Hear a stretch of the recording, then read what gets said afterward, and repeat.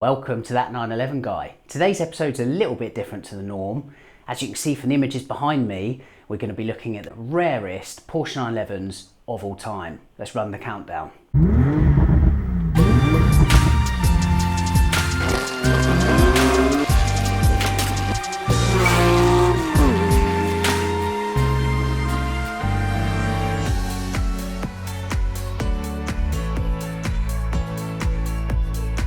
Now before we start the video, just a very quick shout out that beneath the screen here you can get your hands on some original, bespoke crafted 911 merch. There's plenty of really cool stuff all dedicated purely to the 996. Anyway, on to the good stuff, starting with this, the 911 ST. The story of the 911 ST is pretty cool. It's actually built by the motorsport department and every single car was different depending on customer request or specification. The reason is these cars were all built for top level GT racing, so think Daytona, Le Mans, Targa Florio. Roughly speaking, weight on these cars is under a ton. Horsepower anywhere between the 230 and 250 horsepower mark. That car really is one of the ultimate iterations of the earliest 911s. Number 9, the 9th rarest 911 of all time. Behold, the GT1 strassenversion. Winner at Le Mans in 1998, the car was built by Norbert Singer and the motorsport department to topple the dominant McLarens. In 1997, with the launch of the GT Championship, the FIA required a minimum of 25 road cars be built in order to homologate the GT1 race car. According to my sources, however, there were in fact 22 Strassen versions built, and I've no idea why. The street version is slightly detuned, of course, from the race version, but the premise is this.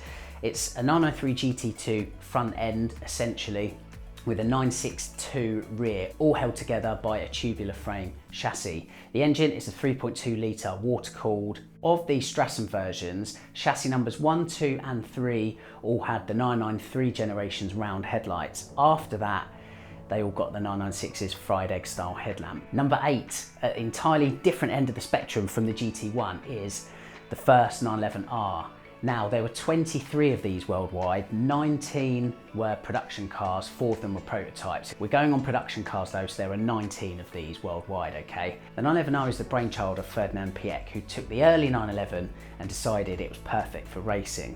Piëch decided to give the early 911 as much power as possible while reducing as much weight from the car. The result?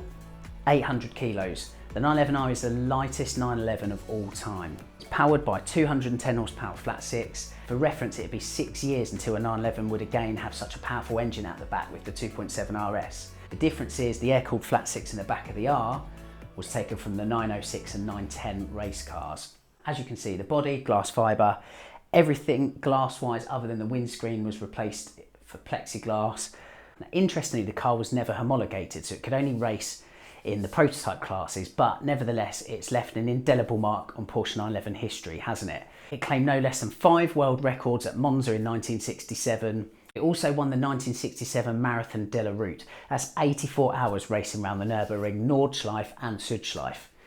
Really though, the mark that this car left on the 911's history is far more than that. It showed what could be achieved with the little 911 in taking the game to its rivals and set the entire motorsport blueprint for the absolute heroes that followed, from 2.7 RS right up to today's RSRs. One of the most important cars in the 911's history then, and also one of the rarest. Number 7, 964 Turbo Look Speedster. Now we all know this Porsche Speedster story, don't we? In my opinion, the 964 generation is the only era of 911 Speedster that stays true to the design thesis of those original 356 Speedsters. Nimble, lightweight, open-top Porsche sports cars. Quick recap, 964 Speedster. Now a lot of that weight saving was down to the fact that it had an RS interior. It was also crucially narrow body. In the early 1990s, Porsche expected to make nearly 2,000 of these. As it was a bit of a sales flop. Only 936 were made. 15 of them were wide-bodied. So the wide-bodied 964 Speedster is your 7th rarest Porsche 911 of all time. We're getting low on numbers now, aren't we? In at number 6 is the 993 Turbo Cabriolet. There are only 14 of them made worldwide. Courtesy of Porsche exclusive, they're for special customers only. Incidentally, with the 993 Turbo Cabriolet, the engine in the back of them was the 3.6 litre single turbocharger engine from the 964 generation before it. Top 5 now, beginning with this beauty, the 911 Club Coupe. 13 of these made worldwide, based on the 991.1 generation Carrera S with the power kit, wide-bodied, ducktail, Brewster green, ceramic brake discs as well. Doesn't half look good, does it? The reason they were built? To mark 60 years of Porsche clubs in 1952. Of course, 60 years on, 2012, we got the 911 Club Coupe. Very, very rare. Number 4, I told you the 964 Turbo is going to keep cropping up in this list. And there we have it, the 964 Turbo Cabriolet. The 964 Turbo Cabriolet was based on the later 3.6 litre iterations, complete with, as you can see, speedline wheels, only for very, very, very special customers who asked for a 964 Turbo to be made in cabriolet form. The car, of course, went through none other than Porsche exclusive. Only 8 of them were made. On to the top 3 rarest 911s of all time. Number 3, the 993 Speedster. Of course, made by Porsche exclusive. Only 2 993 Speedsters were made. One of them was built for Jerry Seinfeld. The other one was actually built for Bootsy Porsche, designer of the 911. Painted in green, it now lives in the Porsche Museum, and it's got a Tiptronic gearbox. Now, our top 2 rarest 911s of all time are actually joined because there's only one of each. We'll start with number 2, which is the 935 Street, okay? Just going in terms of chronological order here. The 935 Street was made in 1983 by Tag Group owner Mansour OJ, who really wanted that flat nose silhouette of the 935 race car brought onto the road. The creation, of course, via the Sonderwunsch department, special wishes, Porsche exclusive these days, as you may or may not know, created this, finished in a striking metallic red colour. Of course, it was nowhere near as crazy as the actual Le Mans spec 935 race car. This with its suspension, engine, geo, absolutely everything detuned essentially for the street. But most importantly, it had that flat nose profile that many people went on to ask Porsche exclusive for. It actually led to the exclusive department releasing the official 911 SE, or slant nose, later on in the 1980s. Fairly big historical importance then for Porsche. It's probably one of the more well-known, unique 911s out there today. Recently sold in 2014 at the Bonhams auction.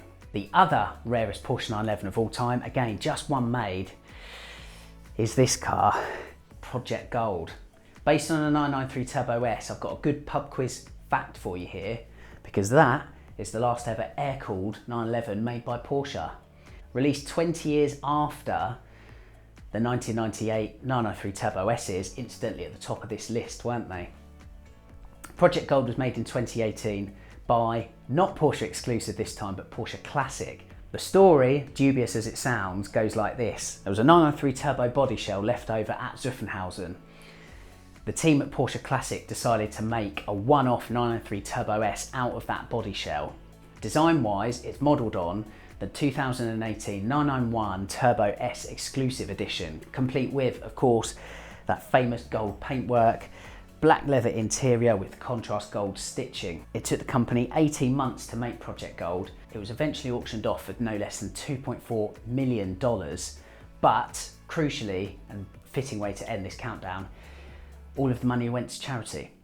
That, therefore, brings to an end our countdown of the rarest Porsche 911s of all time.